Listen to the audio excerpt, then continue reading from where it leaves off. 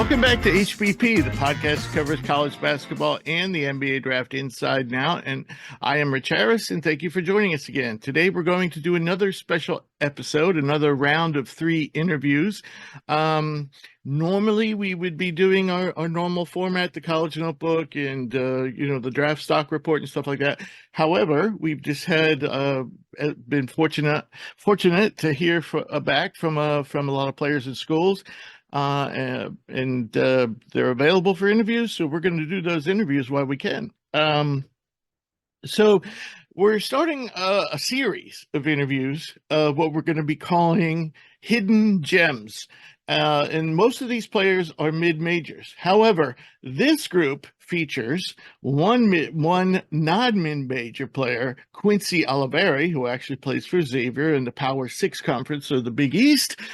And we will also be talking to great Osobor, forward for Utah State, who's first place in the Mountain West. And lastly, we will be talking to St. Thomas of Northern Colorado, which is tied for second place in the Big Sky. Now, what do these 3 hidden gems have in common? They are either leading their conference in scoring or darn close to leading their conference in scoring. Also, all 3 are Player of the Year candidates in their conference. So, we're going to begin with Quincy Olivari. I spoke to Quincy a few days ago, just before they played Providence, which was a big game for Xavier. So we'll start with that interview. Our first guest today is Xavier guard Quincy Olivari, a 2-time All-CUSA selection who currently ranks second in the Big East in scoring with 19.1 points per game. Quincy also ranks in the top 10 of the Big East for steals per game at 1.4 plus minus. Oh, I didn't know that. Why they don't say out of the city? There's more. They're plus minus at 10.0, which is excellent. Free throw percentage at 82.4 and 3-point percentage at 44.3. And not only is that top 10, I think that leads the Big East, but it's also top 5 in the country. So Woo! There you go. And I got some more numbers down the road later on in the interview that are going to excite you too, that are off the charts. But anyway, let's talk about how we met. And, so I started talking to you this past summer after I interviewed a former teammate, Max Fielder, who played at Rice with you. And when watching Max on film, and Max is an excellent passer, especially from the elbow and in the mid post or the high post. And I couldn't help but notice that all of his assists were going to you. So I was like, who is this guy? Not counting. So then I looked, and I had been missing out because not counting your injury-shortened season, your junior season at Rice, you've averaged more than 16 points per game for 3 straight seasons. So you were obviously, a prolific scorer already. So what made you choose Xavier?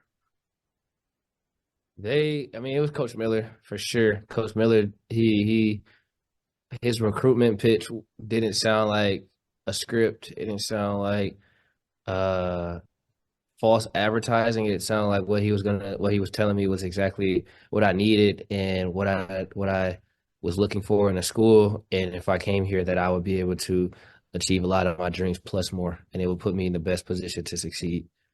Nice. I'm a big fan of Coach Miller, and I'm going to be honest. I wasn't always, but he seems to have changed since he's come to Xavier. And I actually heard somebody quote him in saying, that he'd learned a lot when he took his time off. And I really think his offensive approach is very creative. I'll give you an example. Last year, you guys were Xavier was 7th in the nation in assist percentage in the nation. This year, you're 14th, still top 20. The only team in the Big East who's better than you is UConn, and it's only slightly. Like their assist percentage is like 62, yours is like 61. Seth Greenberg just got done saying this weekend, Connecticut's the best passing team in the country. So I'm thinking if Connecticut's the best passing team in the country, Xavier can't be that far behind. So, what do you think about Coach's XO approach and just his approach toward his players in general?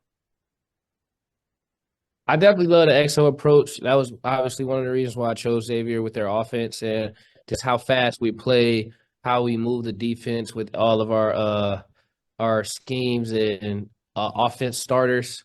It's amazing to see because like when I talk to my friends who I play against, a lot of things they say is we play very fast and we move the ball a lot. And it as a defender, that's not something you want to see. Ironically, we were practicing yesterday and Dez was on the other team guarding me, and I had to do all the running and the running through screens, and he for a second he bent over and he was like, "Q, you got to stop running, please. You just got to stop still." And you got to think like that's my teammate. What is the other team saying? Right, Like, right. and that's like something I really appreciate and take pride in because that's important in getting easy buckets on offense is how well can you move the defense, space them out, and attack the gaps and the mismatches. Right, right. So for the second season in a row, we have seen a CUSA guard come to Xavier and not miss a beat. In fact, you could make an argument that both you and Sully Boom actually got better. Even though you did the jump up in competition, if you look at your numbers in between your year in CUS, your last year in CUSA and your year at Xavier, your numbers are actually better, which is impressive. You don't usually see that with transfers. So what do you think? I think I already know your answer, but what factors do you think played into that for you?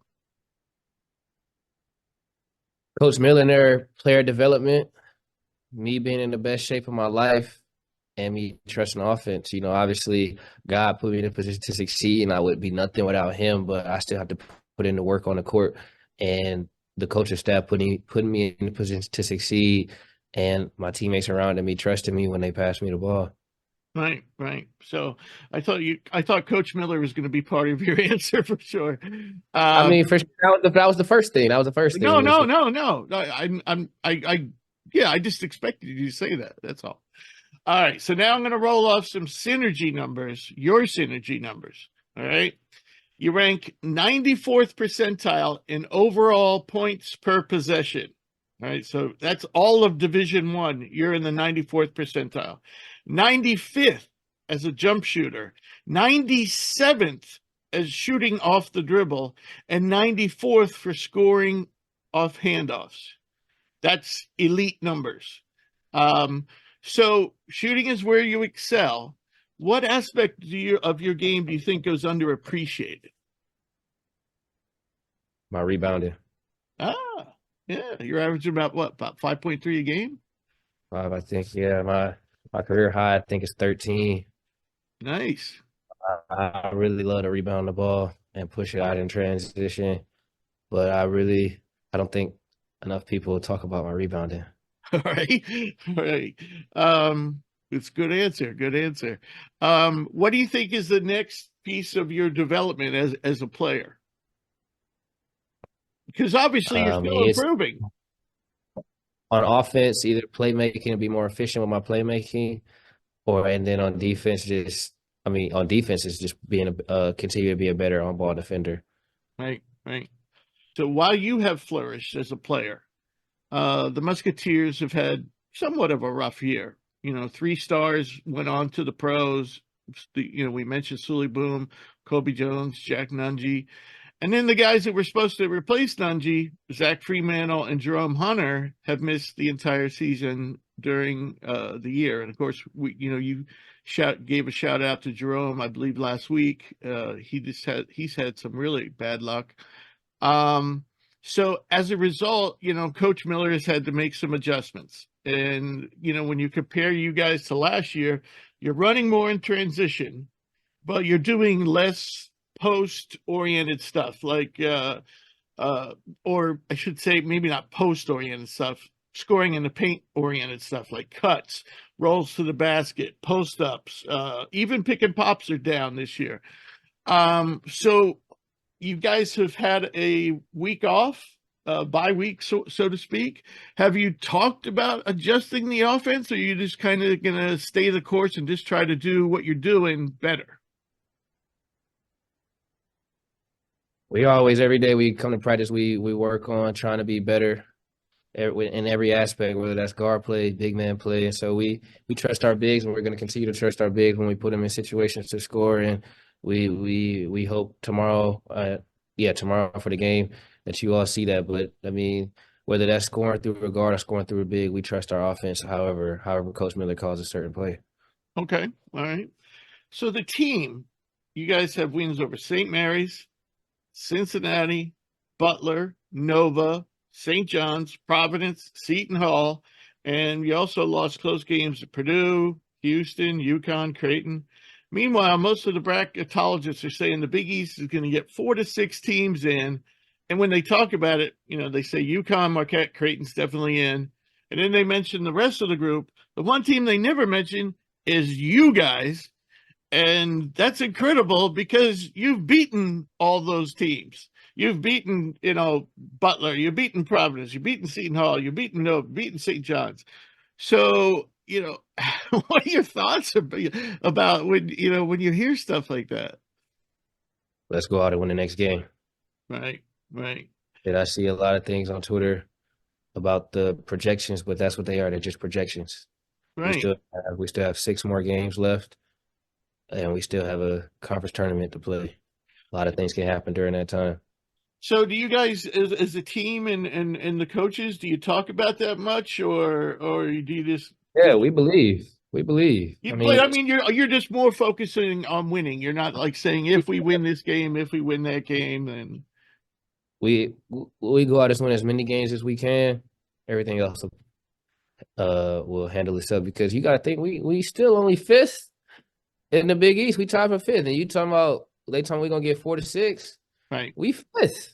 You feel me? Like it ain't nothing to hold our heads on. We can go out and win tomorrow against Providence, and then we'll have Marquette next. If we can win both of those games, those will jump rocket our projections again. Every game is very fluid. It fluctuates.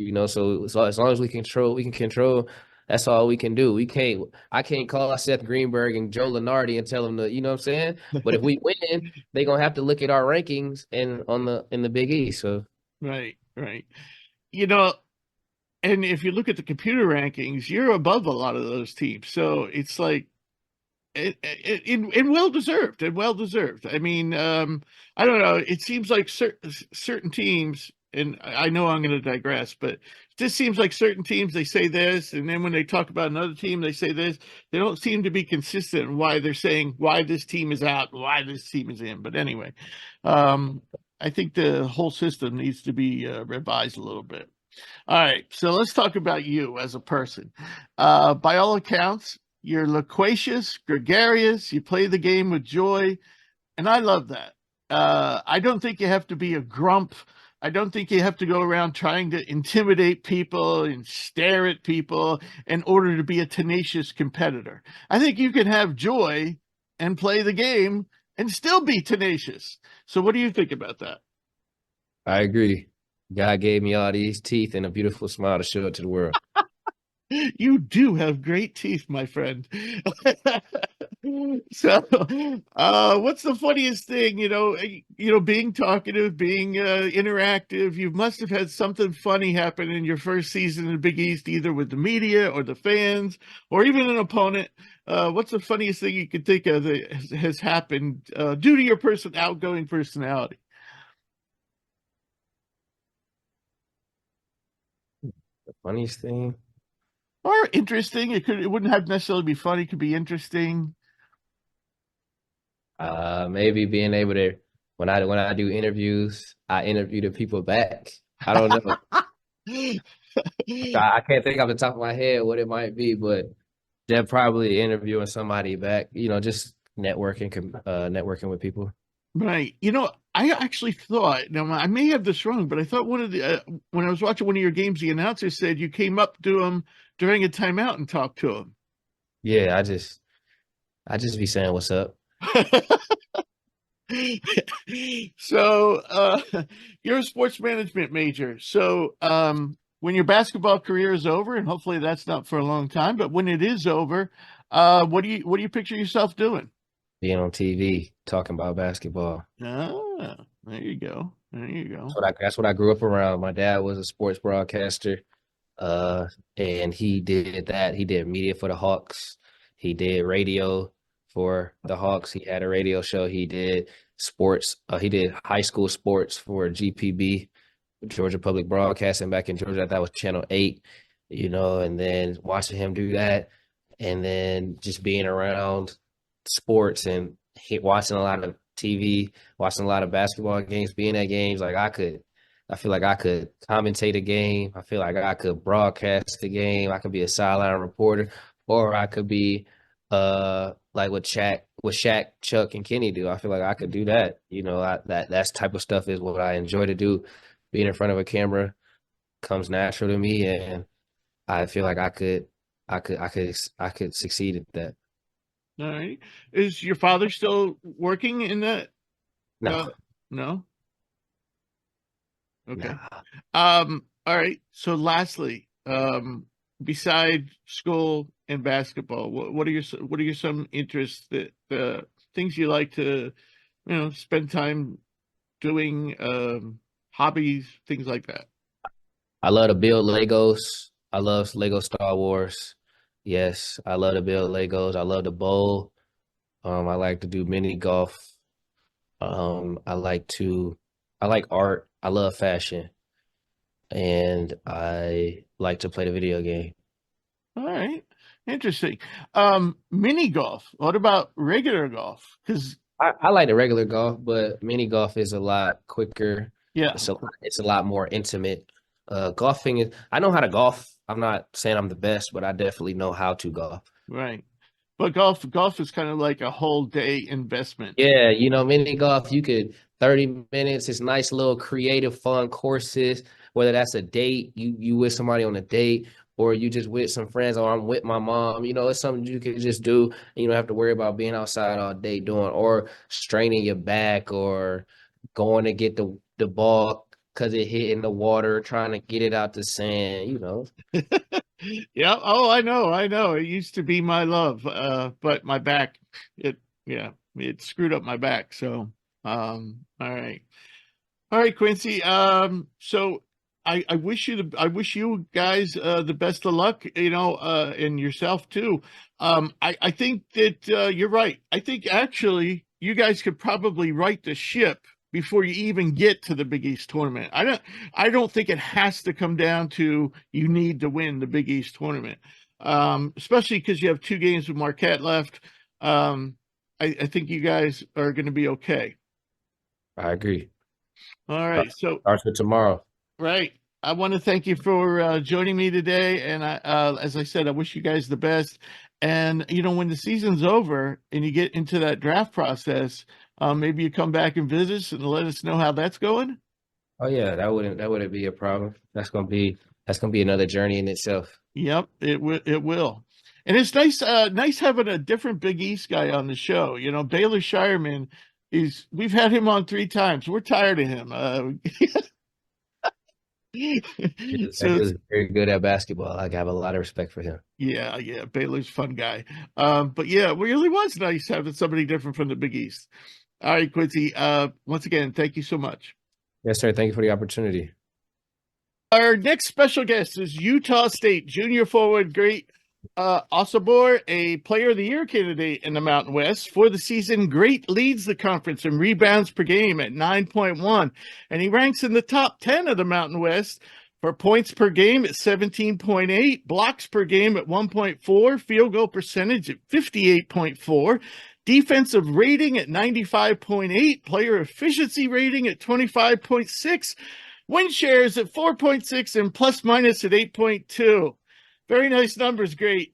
Welcome to the show. How you doing today?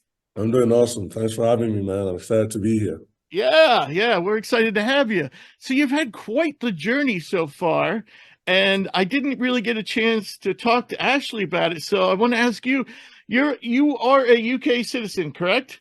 I do have UK citizenship. Right. And as a little boy, though, you lived in Spain.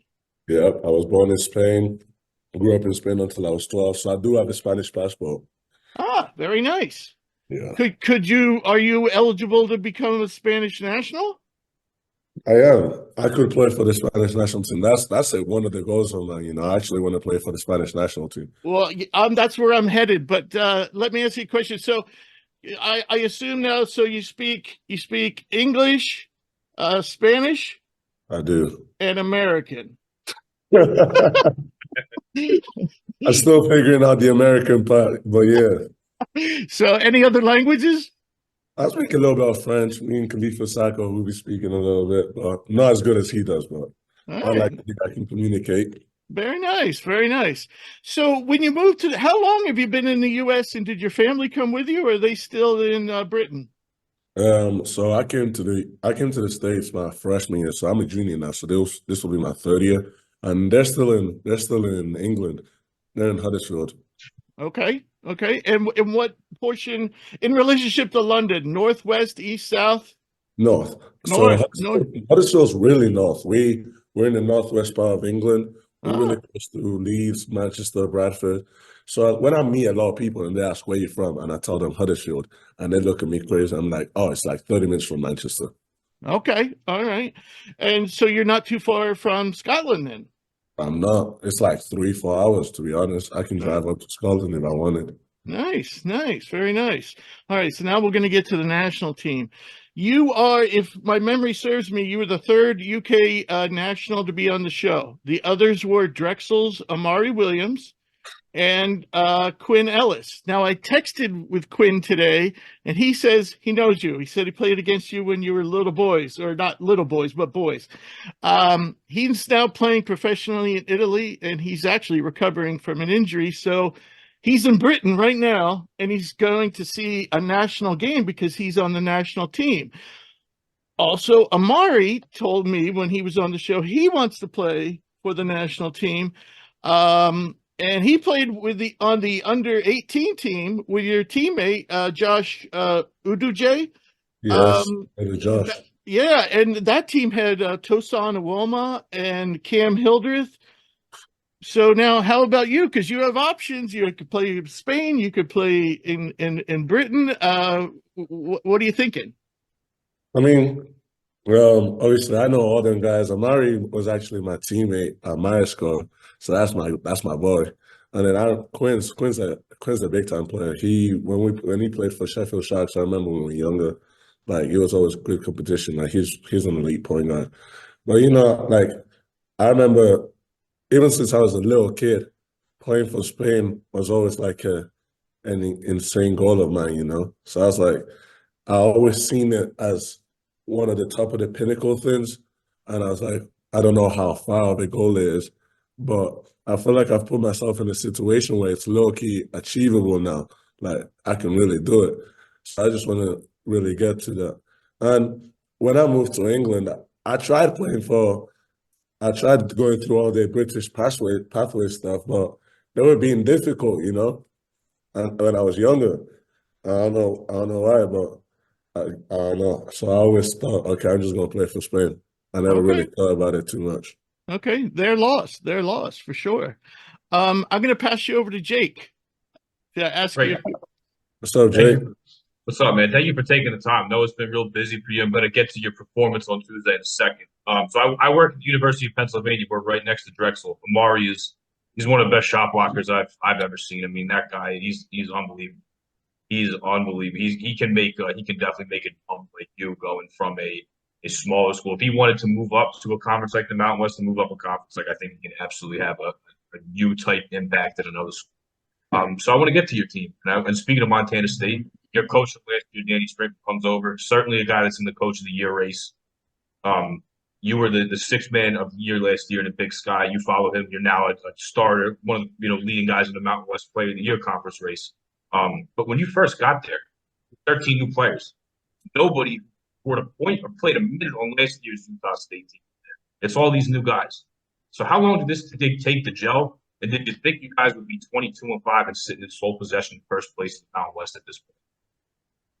Man, I remember when we all came here in the summer, I first got here, we didn't know nothing. I didn't know no one apart from me and DV. And we were in there like, bro, this is wild. Like, with 13 new guys, we're not returning no points, no nothing.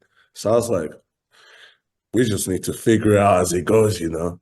And then we had, obviously, I'm familiar with Coach Sprinkle's summer practices and stuff. Summers are hard with Coach Sprinkle, you know. So summers are already hard on top of us being new. We're like, okay, this might be tough. But we got to our first scrimmage. We did decent in the scrimmage. And then we played at Bradley. Lost in overtime. And I was like, okay, you know, we might actually be decent now. We just need to figure out some stuff. And then where everything clicked, it was in the Cayman Islands, right? We went to the Cayman Islands. We won the Cayman Islands Classic. It was an amazing experience. And everyone just gelled in that trip. Beautiful place, by the way. Everyone gelled in that place. And I was like, hold on. We might actually be good, you know? And then we've just built on that. We had a little run of like 14 games or 13 games or whatever. And then from then, we've just been taking it a game at a time. There's ups and downs, obviously, but you just have to take the good with the bad.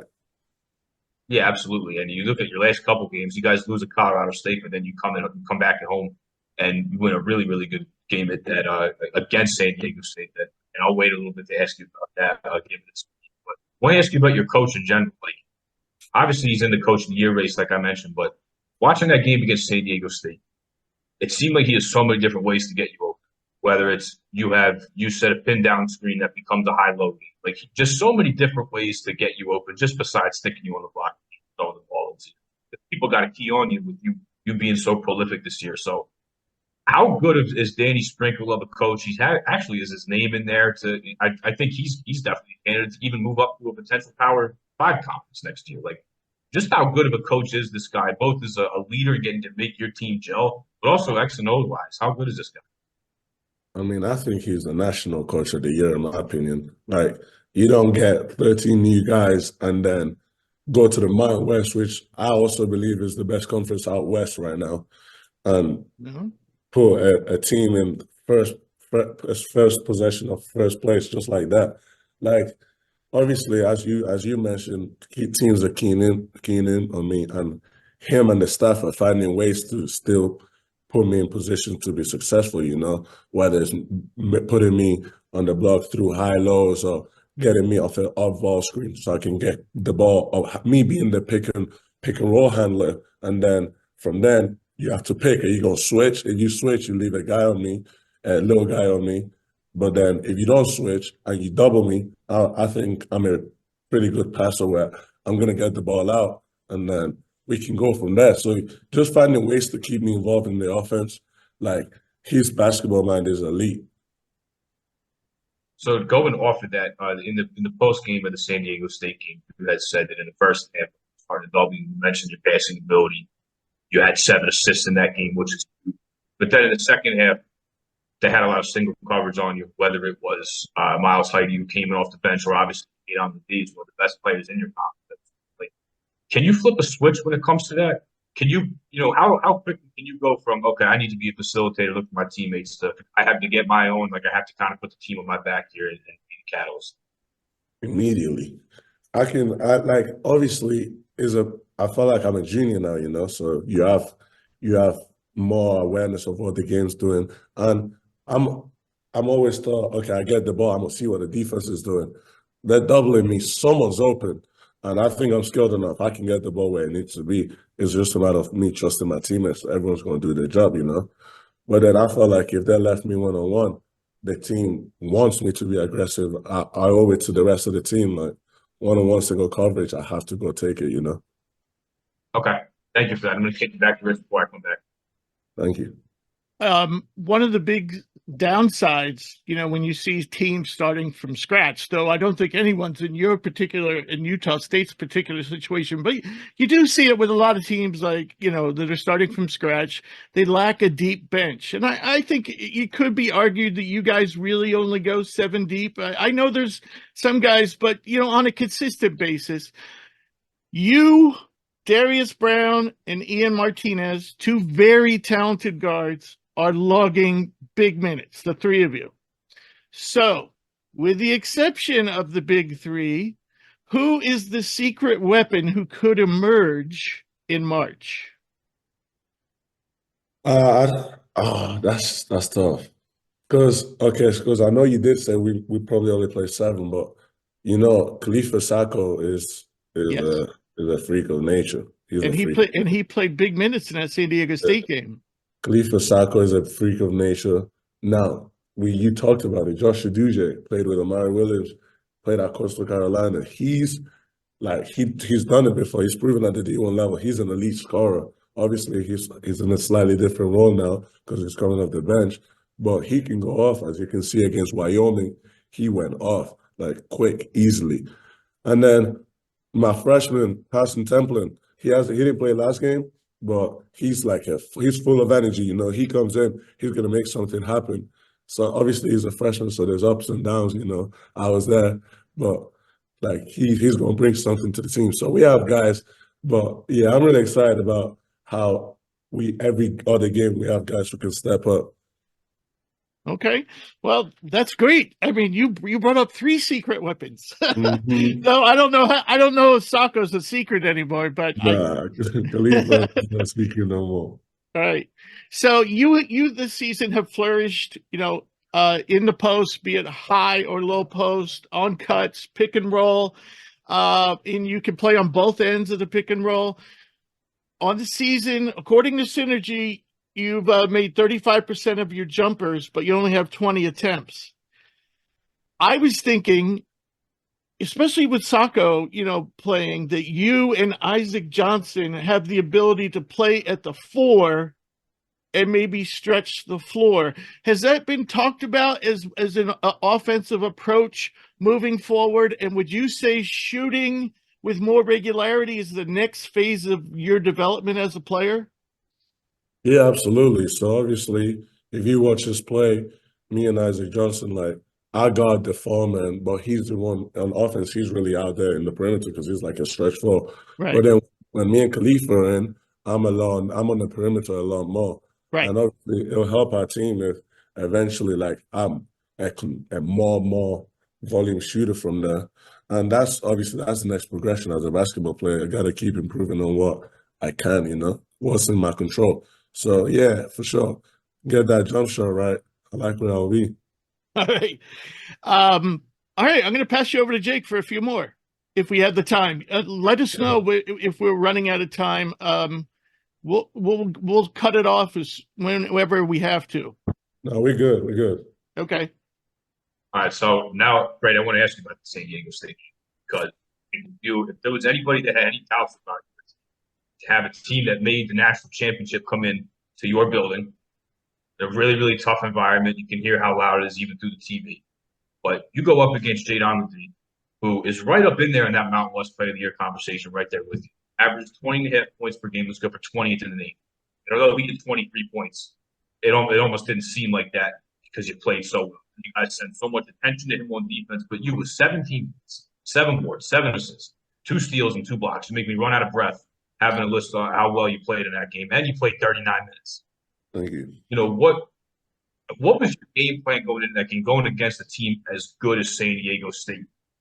And, were you going to have to carry the offense to that game? Did you think they were going to send 2 at you the whole game? How did you guys kind of prepare on both ends for a game like that against a team that's that? So obviously, you're aware, San Diego State, they were the national runner-ups last year with a lot of the same players from that team. I think they lost 2 or 3 guys maybe, but you can see it. They're a staple in the Mountain West. They're one of the best teams in the conferences. So we had to be on our P's and Q's. We had to be ready. And I went to bed the night before. I was excited because big time matchup. I'm a competitor. I was ready to go the whole day. I couldn't wait for tip-off to happen. So it was like I was ready. So I knew obviously most teams this year they've doubled me. They got to the point where they doubled me. So I just knew I had to figure out where the double's coming from, and if I can. My plan was okay. I'm gonna get them as close as I can, make the right pass out, give our shooters time to make shots. And DB was on fire, man. DB, big time shot making ability. He put that to display against San Diego State, and that he did his job. But yeah, playing against someone like Jaden Ledee, he's tough, man. He made tough shots all night, and you got to tip your hat. Like I shook his hand after the game. I said, "Hey, good job today, man." Like you gotta live with something. And when a player's making shots like that, that's the shots he makes, you know. I thought we did a good job of keying in and all the other stuff like rebounding, trying to limit the other guys where we put ourselves in a situation to be successful. Were you sore after that game because you and Jadon Ledee are two of like the most built guys. Like Rich said last year, he goes Jadon Ledee's built like Rick Mahorn, and then you have you that are just as strong. Like you had to be sore. You had to wake up sore the next day, right? Now, you know what? It was actually fun. I think those are the most fun games where the refs let us play a little bit. It was physical. I wasn't complaining. Like I like games like that where I don't like have to like hold back or whatever. Like we just bumped. It was a good bump. Yeah, that was as big as you definitely played like you were excited. I texted one of my friends who's a big Mountain West fan after, and I was like, that was one of the most big time performances in a big time spot all year. Put up that against a team like that, a player like that, where you knew that was when the game pretty much was going to be won with the two. Really impressive. I want to ask you this question now before I kick back to it. I asked Jared, we had Jared Lucas on from Nevada in the summer. I asked him this question. You guys play in a really interesting conference in the Mountain West. There's so many different elevations. You play at sea level at San Diego State, at Fresno State, at San Jose State, but then you have to go to Wyoming, that you guys were just at recently, over 7,000 feet, Air Force over 7,000. You go to New Mexico at the pit, over a mile high, Colorado State above 5,000 feet, and then you guys even play just short of 5,000 feet above sea level. There's so many different elevations in this conference. And I thought the interesting thing was I wanted to ask you, because you play a lot of minutes and you touch the ball, like you exert a lot of energy. Do you think that the altitudes that you have to play in this conference, do they affect you? And then number two, is there anything that, you know, your strength and conditioning staff does, maybe nutrition wise, conditioning wise, any specific prep you do when you have to go to these teams? Do you think it affects you? The elevation absolutely affects you. I was done. I was done in Wyoming. I'd been told about it, but I don't think like you got to go play there to really understand that elevation is no joke. And there's a lot of big time elevations in the conference, so you got to be ready. Like, got to drink right, eat right, like get your hydration in and get your Gatorade. Like, you got to be ready because you go to a high elevation place and you're not ready, it's not going to be good for you, you know. But I feel like that's the beauty of playing in the Mountain West. Like you go to already tough environments, and then there's added extra stuff that makes it harder, you know. But I like challenging myself, you know. So I didn't mind. Okay, nice. And I figured you would say that even though you played at Montana State, I'm sure you go to Northern Colorado, Northern Arizona. Like NAU. Yeah, a bunch of high elevations as well. Really? But I always think that's interesting because there's not really another conference, maybe besides the Big Sky, where you can replicate that type of thing. Thank you for that. Thank you for your time. Good luck with everything. I'm going to kick you back to Rich. Appreciate you, man. Thank you. All right, great. We have a couple of quick personal questions, then we'll let you go. Basically, you know, you seem to be a very talkative, fun-loving guy. What are you like off the court? What are some of your interests? What's your major? I'm a criminology major. Ah. Yeah. I don't know, you know, I didn't know what I wanted to do, but I wanted to do something I was interested in, and I'm really interested in like the whole criminal justice aspect of things. And what are some of your interests? You know, like for fun, relaxation. Well, I watch a lot of football. Oh, what you guys call soccer. No, I know what you meant. Okay, I watch a lot of football. I'm a Real Madrid fan, so I watch a lot of that. Play some video games. We play a lot of video games at what we call the Icebox. It's a good time, just chill. Because obviously we're doing a lot of stuff on a daily basis, so I like to just chill. Alrighty. Amari's favorite team is Nottingham. I know it's not a good team. Aren't they on the rise though? Aren't they a little bit on the rise? I mean, I guess, but Yeah. no. All right. So that was actually going to be my next question. Who's your favorite football club? But so I got two more, or I got just one more for you, and then I'm going to let you go. How many bad jokes do you hear about your name? A lot. A lot. You know, and it's crazy because like every time I hear one, I'm like, okay, like I've heard this one before because they're not original. Like at some point, like I'm 21 now. I've lived with my name for 21 years, so I've heard all of them. Like, it is what it is. Yes, it's great. Oops, I did it. Well, see, I'm known for my bad jokes, so I had to do it. I had to do it, my friend. You good. All right. Well, it was a pleasure talking to you today. I really wish you, and I'm sure Jake does too, you and the team the best for the rest of the season. And we'd love to have you come back and visit us in the future. And for sure. I'd love to be back. Pete, thank you for having me, man. yeah, it was fun, man. Thank you. Our next guest is Northern Colorado forward / wing St. Thomas, who is one of the leading candidates for Player of the Year in the Big Sky Conference. This season, the 6'7" junior ranks in the top 10 of the Big Sky in numerous categories, including points per game at 19.8, rebounds per game at 9.8, assists per game at 3.7, steals per game at 1.7, blocks per game at 0.93, field goal percentage at 46.7, free throw percentage at 86.4, player efficiency rating, win shares, and plus minus. So many numbers, I ran out of energy.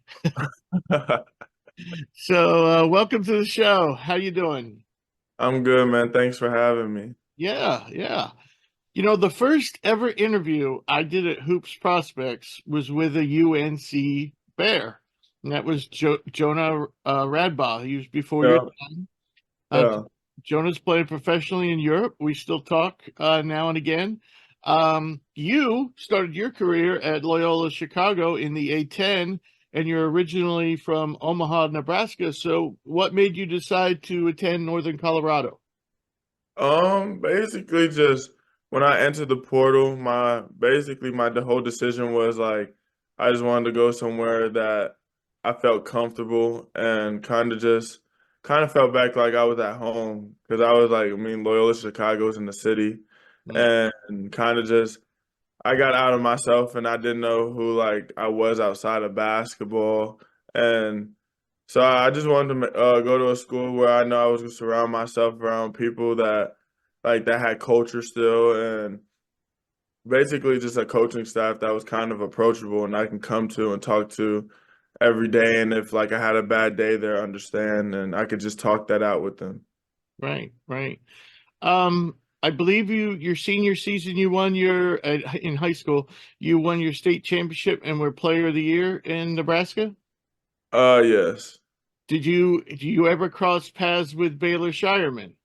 I played him a couple times in some open runs because he's a lot older than me. Right. But yeah, I played him in some open runs in Omaha before. But yeah, that dude's really talented, man, and he's having a great year. He is a good friend of the show. He currently holds the record for most appearances at 3.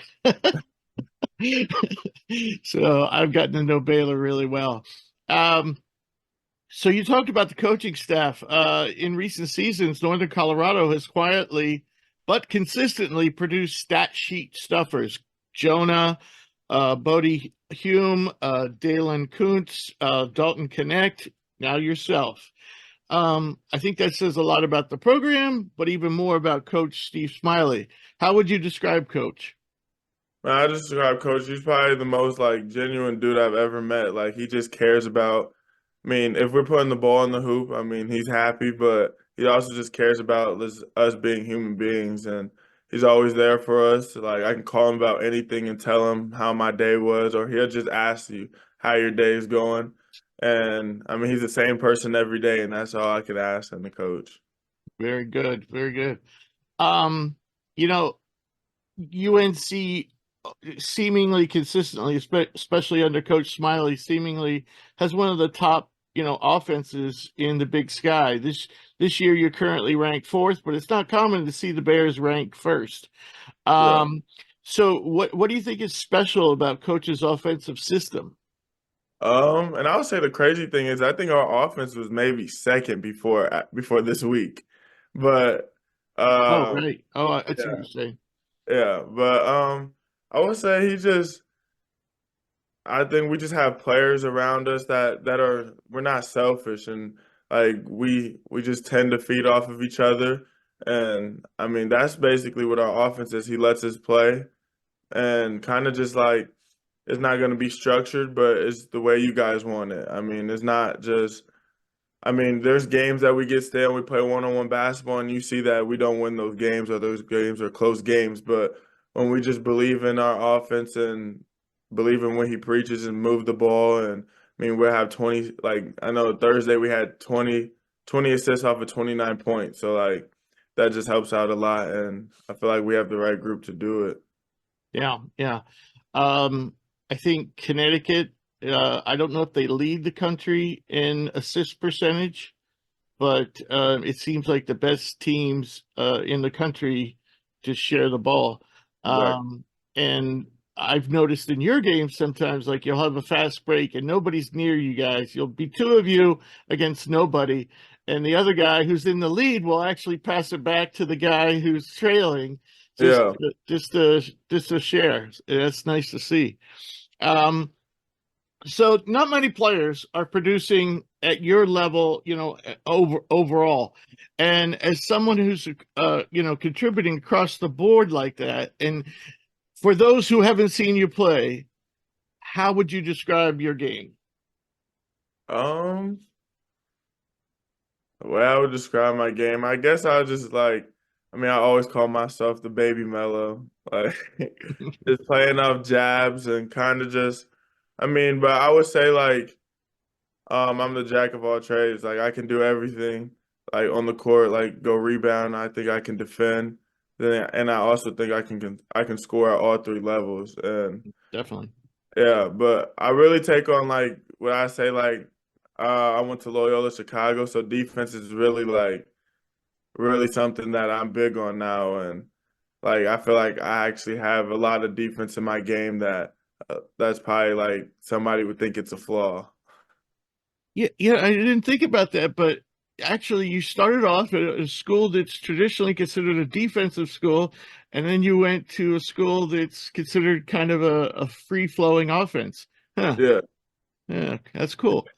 If you notice when I introduced you, I called you forward/wing because I didn't know what to call you. yeah, I would say you almost have a body like a power forward, but you play more like a guard. How yes. how did that develop? Um, I would say kind of just like how you said, like kind of being at Loyola and we played kind of like a I don't know what the offense is really called. Like, I mean, just Don't throw they it to the high don't post, they run run off of him. don't they run a Princeton offense? At least they used to. Yeah, yeah, kind of like that Princeton's offense. Like growing up playing basketball, I was always like the bigger kid on the court, regardless.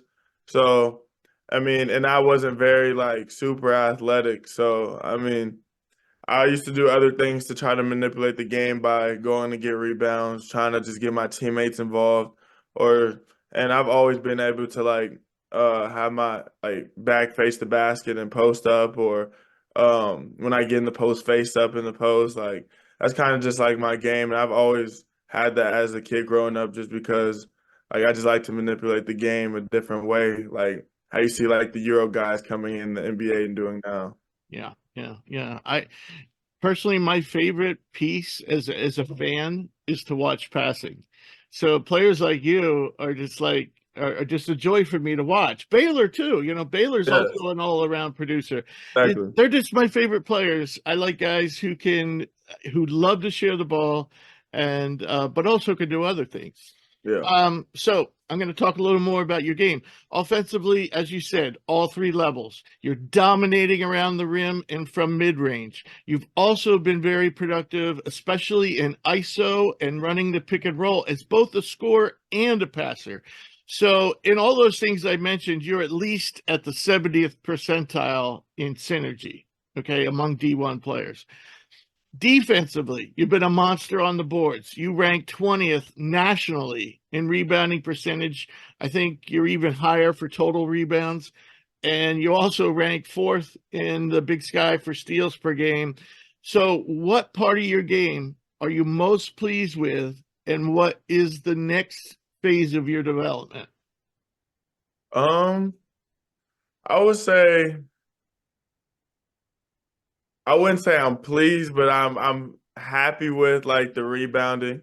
I mean, I told Smiley I wanted to average 10 rebounds this year. That was like my goal. And you're And right there. I mean, I'm right there, and I've been there before, and it just fluctuates each game. But I mean, that was my goal, is to average 10 rebounds this game, or not this year. And I guess something I would want to improve. I'd say one thing that was shocking to me is actually like I'm 4th in the league in steals. That's kind of crazy to hear. And Smiley actually told me that stat kind of maybe 2 weeks ago, and I was like, I didn't even know that. That was kind of crazy. Um, and I would say the most uh one that I need to develop is probably just keep developing my defense and prove that I can guard at because I think I can guard from the 5 to the 1. So just keep proving that I can keep guarding and just working on that. Right.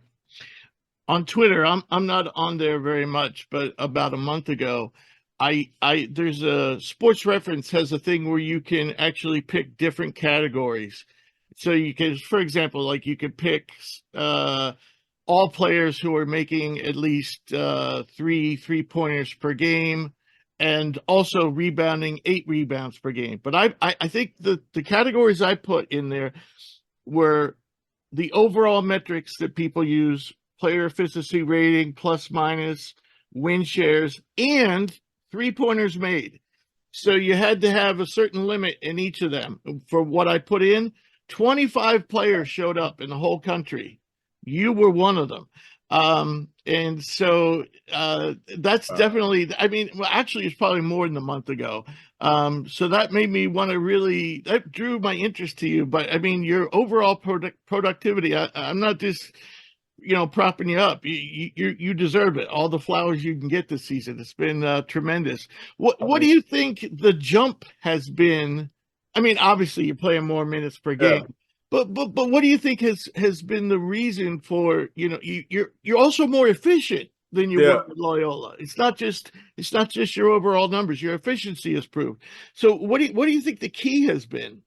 Well, I would say, I mean, a lot of people don't know this, but I just started coming out with it now. Like, I left Loyola because of mental health reasons, and kind of just like what I told you, like I kind of lost myself and didn't know my Right. identity. So I kind of left like in the middle of my year. Like, I only played 10 games in my sophomore year, and kind of went home and kind of just took a break from basketball for like a month, and then got back in the gym with my trainer, Adam Barnes, and kind of just found the love for the game again, and kind of just found other things that why I think I'm important, why I'm supposed to be here. And I mean, I found the boundaries between separating myself from basketball and out and off the court. So kind of just find that balance, and like I said, finding a school where coaches are approachable and I could talk to them about whatever, how I'm feeling, and they're actually understanding and listening to me, and just playing with a good mindset I feel like that's everything. I mean, I feel like I've always had it on the court, and it's just been my mind that, I mean, the whole game is a mental game to me. And I mean, if my mind's good, I think I'm going to perform well on the court as well. Do you mind if we talk about that a little more? Because Oh, I yeah. wasn't aware of it. Yeah. and he'll probably kill me if he ever, but he doesn't listen to the show. But my son, Yes. he was your age, actually. He was his junior year. He went to Sweden Yes. for a semester. And he was in the middle of the biggest city in Sweden. I forget what that I got is, but he got very depressed. Wasn't going to class, wasn't leaving his room. I think going to a city, city is for certain type of people, and I wonder how much that played a role into, into what happened with you. Yeah, I would say it played a big role. I mean, man, I'm from Omaha, Nebraska. It's not too big, but then I just went to, I mean, we're right in the city of Chicago. So, I mean, the days I would say, I always used to say the days used to go by fast. Like, I didn't even, like, just in a blink of an eye. And just like you said, like how your son had it. Like, I mean, I didn't want to wake up for class. I didn't want to go to basketball.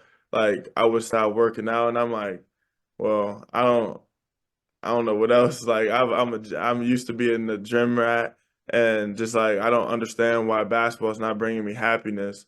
And like I used to let it control my life too much. Like I even not even a bad game. I used to have a bad practice and kind of just like go home and just be like all in my feelings just because I had a bad practice because I felt like I failed everybody.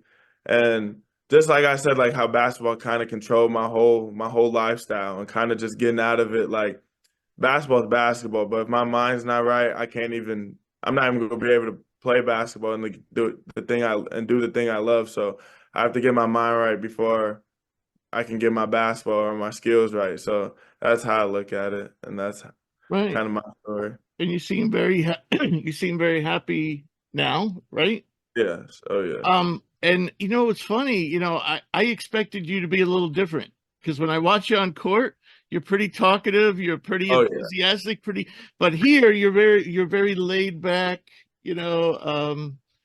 So how would you describe your personality? Um, man, I don't even know. Like I just say on the court, just I'm two different people on and off the court. I say on the court, I'm just like very fiery and just I'm ready to go and whatever. Like kind of black out at times if I'm hooping. Like I black out at times and just play with a chip on my shoulder. And kind of where that chip comes from because I've always said like I felt like I failed once and I left in the middle of my season. Everybody knows that like knows me a lot for basketball and hooping and kind of just like to see like I actually left basketball because of mental health and not because of like I just couldn't do it. Like kind of just like it hurt me a lot because I felt like I said, I felt like I failed. So like I just always tell myself I'm not gonna fail again, and so I play like so hard and just with a chip on my shoulder as well. And like me like playing like that actually helps my teammates out. Like they play harder, we Right, play better as a team, and when we're all doing it, it's like it's very hard to stop. right, right.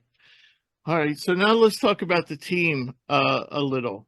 The Bears are currently tied for second in the Big Sky with Montana.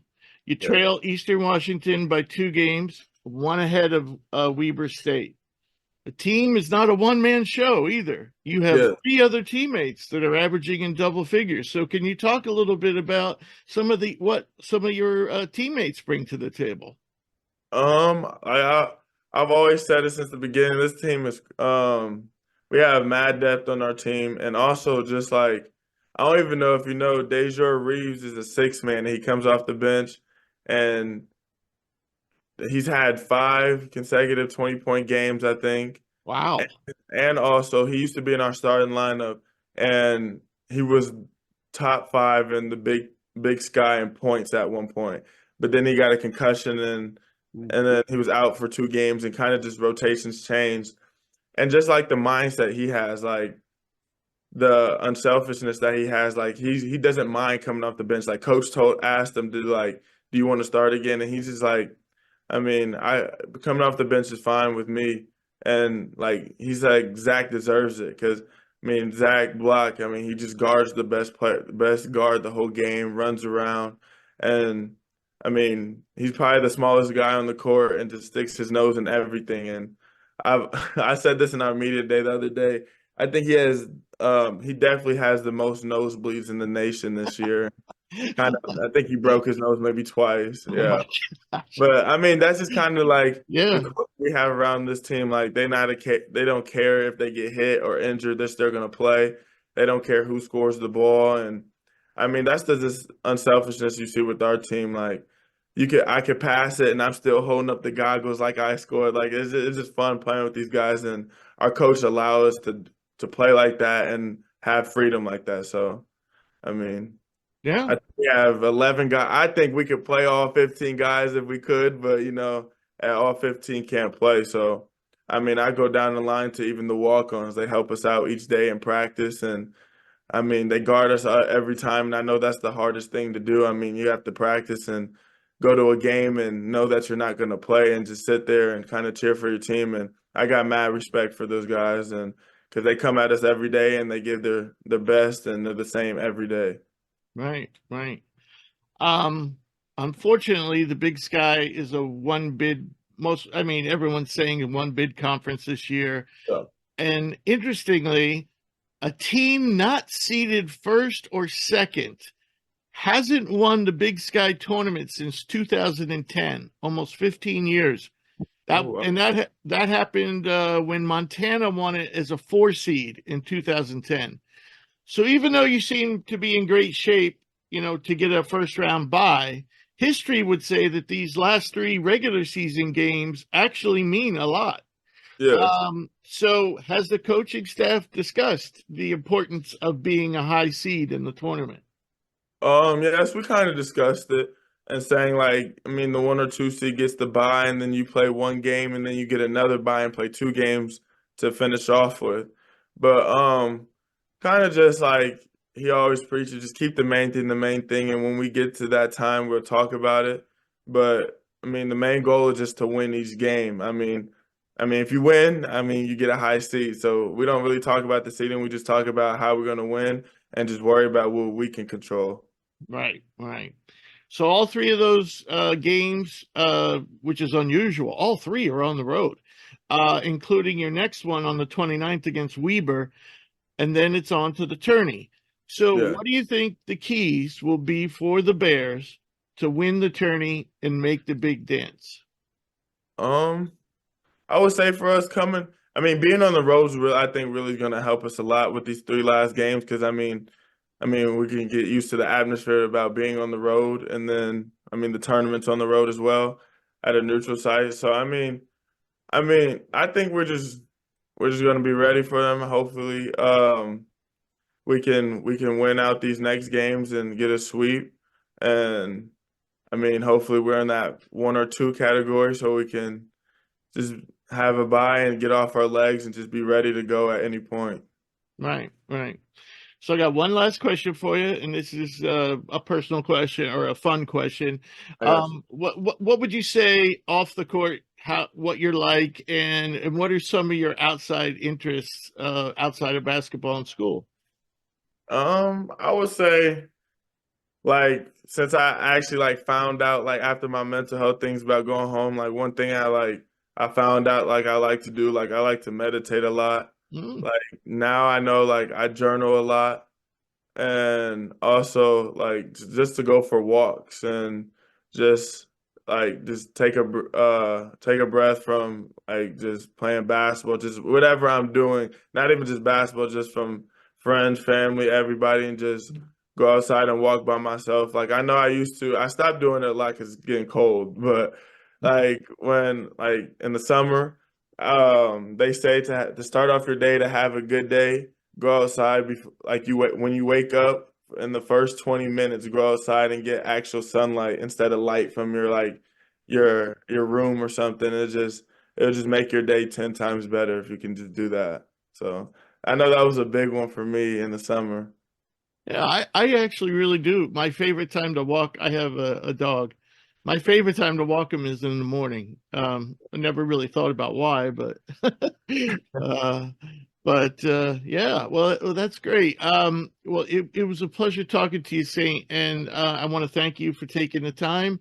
I wish you and the team the best, And please come back and visit us in the future. Maybe even this spring if you decide to test the waters. Yeah. It'd be great to talk to you when you were going through that process. But either one way or the other, you're always invited back. Thanks for having me, man. I really appreciate it. All righty. So, great interviews. Quincy, great shooting guard, great Osobor, who could play anywhere, probably, well, I'd say power forward to center, but probably best as a power forward. And then lastly, we have St. Thomas, who could probably play anywhere from, I'd say, yeah, once again, small forward, power forward, maybe big guard. But definitely an interesting selection. So we will not be doing a regular episode next. The next thing we're going to be doing is 3 more interviews with more hidden gems. So I'm hoping you're enjoying the series, which we are also putting all these episodes in full on YouTube in addition to the podcast. So if you want to see the players, see them talking and see them playing, because we're including player highlights with each interview, you can go over to YouTube and check out Hoops Prospects YouTube channel. So, as always, I want to thank all of our listeners, and I want to thank our 3 special guests. If you ever miss an episode, you can get caught up at hoopsprospects.com. Also, if you'd like to send us a question for the mailbag, please email it to admin@hoopsprospects.com. We also take questions via social media on Twitter @hoopsprospects, on Instagram @thehoopsprospects, and on Facebook @hoopspros. As I said, we will be back later this week with 3 more hidden gems that we'll be speaking to. And then, assuming we don't get another rush of interviews, we will go back to our normal format just in time for March and March Madness. See you soon, folks.